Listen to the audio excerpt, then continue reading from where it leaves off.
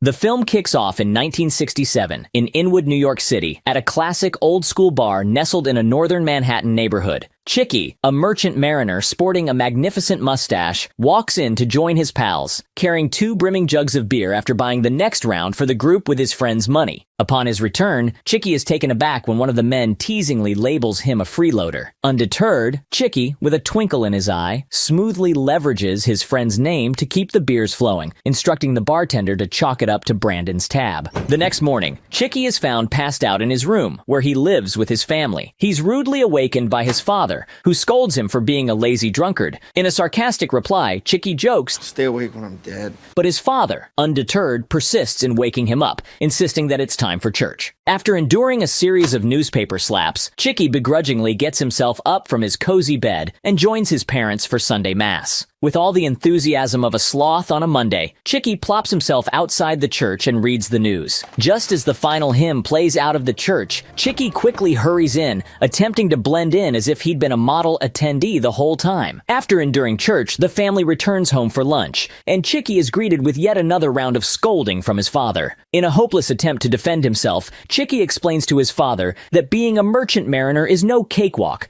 stating that family time is his only chance to unwind. When Chicky's mother attempts to stop the infighting, his angry father declares that Chicky is living under his roof and that if he wants to act like a drunk, he should find a new place to do it. While Chicky entertains the idea, his mother reminds him that it would just be a waste of money. Feeling like his mother is coddling him, Chicky's father expresses his concern, recounting how he had a job, a wife, and 3 kids at Chicky's age. With a touch of sarcasm, Chicky fires back. So it's my fault you knocked up Ma in high school.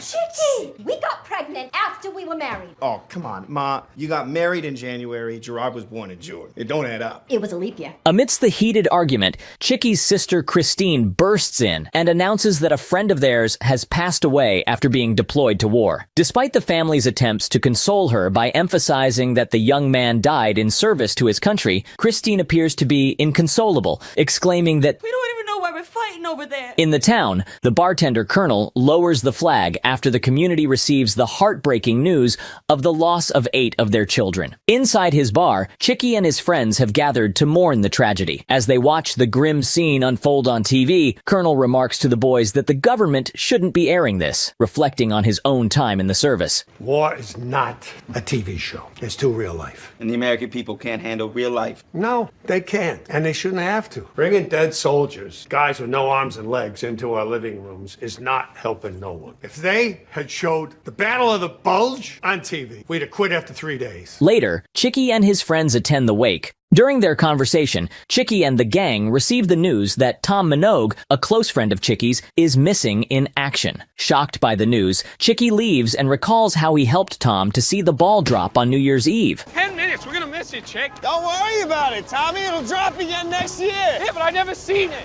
Only on TV. All right, come on, let's go. The next morning, Chicky and Red are strolling through the park when they spot Christine in an anti-war protest, chanting their mantra at the top of her lungs. Embarrassed by his sister's fervor, he attempts to pull her away, but she refuses to budge. Angry over what he perceived as thoughtless remarks, Chicky insists to Christine that their buddies were out there fighting for their country, even bringing up his own time in uniform. Everyone's doing something, and you're doing nothing. I served 4 years in uniform, starting when I was 18 years old. You were playing poker at a military base in Massachusetts. Eager to dodge the confrontation, he makes another attempt to remove her, only to be intercepted by another protester. You and me, let's go. I don't want to fight, man. This march is about peace. Oh, the hell with your peace. Come on. Leading to a scuffle and giving Christine the chance to disappear. Later, Chicky and his crew gather at the bar for a few drinks. As they chat, Colonel mentions his desire to send some drinks to the boys overseas, sparking an idea in Chicky's mind. I could do that. Do what? Bring in beer. Are you serious? Of course he's not serious. He's hammered. Look at him. When he notices his friend's skepticism, he reassures them that he's up to the task, vowing to deliver those beers so the soldiers know their neighborhood and country have their backs. The next day, Chicky's grandiose decision starts to sink in, and he begins to doubt himself, especially as the townspeople start pressuring him after hearing about his plan. Chicky, when you're in Vietnam, you're gonna visit my son, right? 127th MP Company. See, it's right there on the patch on his shoulder. He'll be so excited to see a friend friendly face. Yeah, there's still a few kinks to iron out, Mrs. Collins. I don't even know if it's possible for me to get over there. And when you see him, please give him a hug for me. While hashing it out with his buddies, Red and Noodles, he has a sudden realization that his friends never really had faith in him, assuming that his promise to deliver was just another one of his empty promises. Why do they think I'm not going? What? No offense, but come on, chick. There's a lot of things you say you're gonna do that you don't get around to doing, because, you know, you get busy. Feeling annoyed, Chicky heads home only to be taken aback by the fact that his family has also caught wind of his tall tale about going to Vietnam. His father and sister, not taking him seriously in the slightest, poke fun at the idea, assuming he must have been drunk when he came up with it. Irritated by their sarcastic jokes, Chicky gets up to answer the door, only to be stunned when he finds Minogue's mother standing outside. Her son went missing. Handing him a cross, she tells him to give it to her son when they find him. No, please, Miss Minogue, you hold on to those. If I end up going, then I'll come and pick him up from you. Okay, I promise. Yes, he Tommy said that he brought some, but I bet he didn't. The next day, Chicky marches over to the chief and inquires about any boats bound for Vietnam, hoping that there are no boats and he will finally have a credible reason not to go to Vietnam. To his amazement, the chief informs him that the cargo ship Drake is set to sail in a few hours. Struck by the coincidence, Chicky boldly asks if they need an oiler and is taken aback when he's told they're short-staffed. But I doubt they need an oiler this late in the game. Oiler. Hey, you're in luck. There's still one short.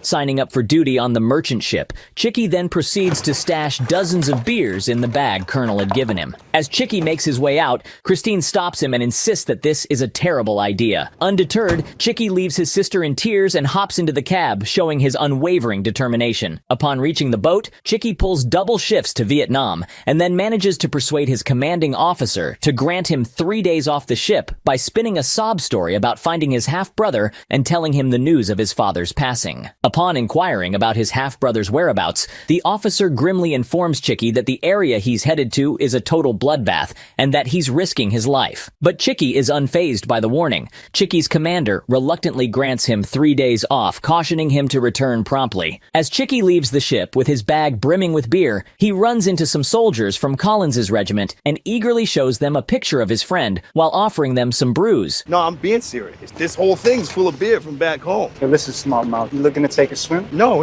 Look, I ain't messing with you. I'm serious. Here. In fact, you know what? I got a couple for you, too. Tickled by Chicky's gusto, they escort him back to the base and vouch for him, leading to a heartwarming reunion with Collins. After Collins introduces Chicky to his buddies in his regiment, the group gathers around for a game of poker and some beer. Their fun is abruptly interrupted by the squad's commanding officer, who fixes Chicky with a stern gaze and demands to know who he is. I'm traveling around in Vietnam, and I'm bringing beers to as many of my friends from my neighborhood as I can. Hearing his answer, the officer sternly nods and walks out, assuming that Chicky is a CIA agent. He seems like an okay guy. He's not. Don't you get it? He thinks your man Don Ho here is a tourist. What do you mean? I am a tourist. Tourist is what we call CIA. CIA, get the hell out of it. Man, who else but CIA would be headed up country dressed like they're going on a golf trip? No, Erickson's right. Taking advantage of his new status, Chicky turns up the music, allowing the boys to have some fun. At the crack of dawn, Chicky starts brainstorming his next move to locate the rest of his friends. Suddenly, Collins snatches away his map and warns the others not to assist Chicky, lest they end up getting him killed. Chicky, even if you wanted to do this, there's no way for you to get around. The only non-military people who can travel the country are the press. Later, over a beer, Chicky persuades Collins to spill the beans on where to find the press so he can navigate his way around. On the way to the hotel, he's nearly hit by a car, but a traffic police officer helps him out. He can speak a little English, so he points Chicky in the direction of the hotel, and they make small talk. As Chicky arrives at the hotel where the press is staying, he stumbles upon a group at the bar, critiquing the American president's speech, claiming they were winning the war. Whoa, hey.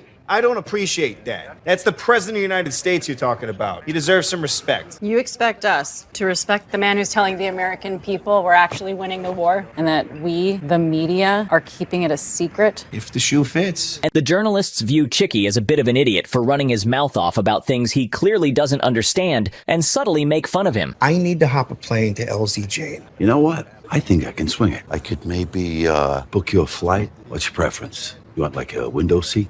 Aisle? Oh, I don't care. Hey, you want to go first class? Meal service? Anything you want, kid. Refusing to be discouraged by the journalist's mockery, Chicky hitches a ride to an airbase and manages to bluff his way into getting a lift by letting the captain assume he's with the CIA. You the guy trying to get to LZJ? Yeah, that's right. You're civilian? Yes, as far as you're concerned. Oh, it's one of you guys. Why didn't you say so, Private? Put the gentleman's name in the manifest immediately. Yes, sir. Upon arriving at the second airbase, Lieutenant Habershaw warmly greets him and informs him that he's been instructed to assist him in any way possible. Chicky wastes no time and asks if he could snag a chopper to LZ Jane, to which he's told it'll be ready in 60 minutes. So, while they're waiting for his ride, Habershaw decides to treat Chicky to lunch at the officers' club and introduces him to his buddy. As they're chowing down, Habershaw can't contain his excitement and asks if he can spill the beans about what's going down at LZ Jane. You can trust us. Come on, Habershaw. You can trust us. He wouldn't be a very good CIA agent, would he? That's true. Not that I am a CIA agent. Give us just a hint. Tell us without telling us. Trying to keep things under wraps, Chicky suddenly gets all serious and tells him he's just delivering some beer to a friend. Beer? To who? A friend in Bravo Company. First day of cab? Keg? Cans.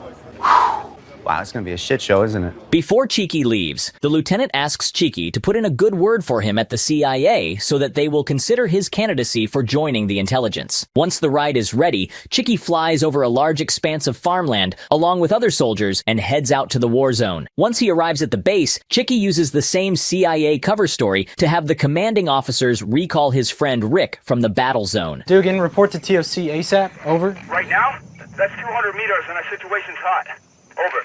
Right now. While Rick runs to the cabin under a barrage of bullets, Chicky asks to cover him with a tent as a surprise for his friend. You guys cover me with this. No. When Rick arrives at the cabin, Chicky jumps out of where he is hiding, startling his friend. When he realizes Chicky had dragged him through gunfire for a silly cause, Rick gets angry and begins to yell at his friend. Telling him that he was going to get himself killed, Rick warns Chicky to abandon his fool's errand. You mean to tell me this asshole's a civilian? Yes, sir. Is he nuts? I don't know, Chicky. Are you nuts? What? No. Rick's sergeant drops the bombshell that Chicky is now his responsibility and orders him to take the little guy along. Despite his protests, Rick is bluntly informed that he has no say in the matter. What's this for? To shoot the bad guys, Dodo. It looks like you're gonna be taken for prisoner. Shoot yourself or they'll torture you for info. For info? Hold on, I don't have any info. They don't know that, asshole. No. Bad idea, Sarge. He's got a better chance of shooting one of us than one of them. What are you talking about? I know guns. I was in the military. Where'd you serve? Massachusetts. Yeah, give me that. Rick is left with no option but to dash across no man's land with Chicky in tow, who's whimpering like a little girl. After dodging the flying bullets, the two men finally make it to their post and rejoin the other soldiers. Who's this hand job? It's my next door neighbor. He brought me a beer. What the hell does that mean? It means he jumped on a freighter in New York, came all the way out here, bring me a beer. Wait a minute. Are you telling me you don't have to be here and you're here? Yeah. While Chicky hides in the barricades, Rick and the other soldiers begin to fire at the enemy until they're all cleared out. When the noise calms down and they finally take a break, Rick asks for some beer and passes it along to his friends. In a somber mood, Rick informs Chicky that their friend, Reynolds, was killed in action. The next morning, Rick wakes Chicky up and announces that they're heading out on patrol, pleading with him to catch a ride home on the incoming helicopter. In a moment of camaraderie, Chicky offers the men one last round of beers. As a parting gift, one of the soldiers snaps a photo of the group and presents it to Chicky. After a few minutes of waiting, Chicky spots a chopper arriving and eagerly hops in, only to be taken aback when two men board to escort a prisoner. As they soar to their next destination, Chicky watches in a mix of horror and disbelief as a CIA agent interrogates the prisoner, resorting to the classic throwing out of the helicopter technique. After a series of terrified screams, the prisoner finally spills the beans, but to Chicky's astonishment, the agent still gives him the boot and kicks him out of the helicopter. When they finally arrive at the base, Chicky tries to get off the helicopter, but is stopped by the agent who asks him who he is. Just a tourist, like you. Who's your travel agent? Same as yours. I'll tell the boss you say hi. He heads into the office and begins to ask the man at the front desk to get him a flight to Saigon. Telling him that there wouldn't be any flight until tomorrow afternoon, the man informs Chicky to go to the airbase 16 miles away. After speaking to his superior in the other room, the man returns and offers to give him a ride himself. Finding the situation suspicious, Chicky goes to the bathroom and jumps out through the window to observe the man waiting by the car. As he watches, he spots the CIA agent hiding in the back of the car and takes off running for the woods. Despite the agents giving chase, Chicky manages to evade them by flattening himself on the ground, trying his best not to let out a scream as a centipede decides to make him its playground. Once the coast is clear, Chicky heads for the hitchhiking route to get back to base. While wandering through the jungle, he finds Tom Minogue's cap on the ground. He recalls his dialogue with Tom before the latter left for Vietnam. Tom was afraid to go to the war and was not sure if it was the right decision, but Chicky cheered him up, stating that he would be doing the right thing. As Chicky continues along on his adventure, he encounters a Vietnamese child who promptly bursts into tears at the sight of him. Feeling horrible about himself, Chicky hurries off while the kid's mother swoops her up and dashes into the jungle like they've just seen a ghost. After a few hours of nervously tiptoeing through the wilderness, Chicky gets the shock of his life when he stumbles upon a herd of elephants, only to then run smack into a group of soldiers on patrol. As he raises his hands begging them not to shoot, he realizes amongst the soldiers is his friend from the neighborhood, Kevin. Chicky frickin' Donahue? In a panic, Chicky spills the beans to his buddy about how he's convinced the CIA is hot on his tail, recounting the wild chain of events that led him to this point. Am I dead? Why are you in the middle of the jungle, in the middle of Vietnam? Long story, but the CIA, they're after me, man. They're trying to kill me. What are you talking about? They were throwing people out of helicopters. How'd you know CIA? Because I was in the chopper with them. Wait, you're CIA? No. They thought that I was one of them. He pleads with Kevin to take him to the airbase, and after some serious arm twisting, Kevin reluctantly caves in, even though he's supposed to be fixing choppers back at the very place Chicky just bolted from. Once they finally make it to the base, Kevin pulls some strings to help Chicky snag a chopper bound for Saigon. As the chopper heads out, Chicky throws his friend a beer. After finally reaching Saigon, Chicky hauls himself down to the harbor, only to discover that his ticket home has sailed off without him, thanks to a tip-off about a surprise raid. The dispatcher advises him to visit the U.S. Embassy. Chicky notices that traffic officer he met a few days ago. He asks him how to get to the embassy, and the guy leaves his spot to show Chicky the way. On the way, they have a conversation. The guy says he'd like to see the U.S. when the war is over. Just out of politeness, Chicky advises him to visit New York first, and he'll buy him a beer. But the naive guy takes his words to heart and asks for his address. What New York street you live on? You serious? You really coming? Unless you're not serious. No, I'm serious. Yeah, I'm more serious than you. His sincerity impresses Chicky, and he writes down his address and phone number in the guy's notebook. They say goodbye to each other, promising to meet again in New York. Chicky storms the U.S. Embassy and spills his guts to the lady at the front desk, only to learn that his captain left a message. The captain said if you're not dead, he'll take you back on the ship if you can catch up with it. Well, I'm not dead, so... Not dead. So sorry. Hold on. What's going on? How do I catch up with it? You sit. After a long wait, Chicky gets rudely awakened by the desk clerk, who tells him that she can snag him a flight to Manila the next day. Heading back to the hotel he'd visited earlier, he stumbles upon the same journalists at the bar, knocking back a few. Joining their merry little gathering, he regales them with tales of his escapades in the war zone, whipping out a snapshot for dramatic effect and leaving them utterly shocked. You're serious? Impressed by Chicky's courage, one of the journalists by the name of Arthur takes a picture of him and offers to buy the young man drinks. Chicky Donahue is drinking on me. The two engage in a heated conversation. Arthur explains that the war was being led by politicians who were sending kids like Chicky's friends to die on the front lines. While they're conversing, the two men begin to hear gunshots and are startled by the sound of a loud explosion. Following Arthur out of the hotel, the two men try to get to the embassy, but find out from one of the American soldiers that Saigon is under attack. You gotta get to the embassy. Forget it. There's fighting on every block and Charlie has the embassy. As Chicky approached one of the jeeps, an explosion suddenly blows off one of the soldiers' hands, leaving Chicky in shock. Amidst dodging gunfire and bullets, Chicky finally reached the embassy, only to witness an armed truck blast a hole in the embassy walls. During the panic, Chicky spots that traffic officer he had spoken to earlier, the one who had promised to visit him in New York, dead on the street. Despite his efforts to help, Arthur yelled at him to get off the street, informing him that the man was already dead. The two men successfully break into an abandoned house and spend the night there. The next morning, they make their way to the U.S. Embassy, where Arthur captures images of the devastation. When other journalists mention to Arthur that the enemy breached the compound through the exploded wall. How did they get in here? VC sappers blew the wall open. With that wall? Our guys blew that up after the VC was already in here. In the distance, a large explosion erupts from the military base, prompting Arthur and Chicky to make their way towards it. They find a car with the keys in the ignition. Along the journey, Chicky is deeply affected by the sight of the deceased on the streets and the grieving countrymen. Upon reaching the base, he hurries inside and locates his friend Bobby in the infirmary. Heard a rumor you were coming bringing beers, some shit.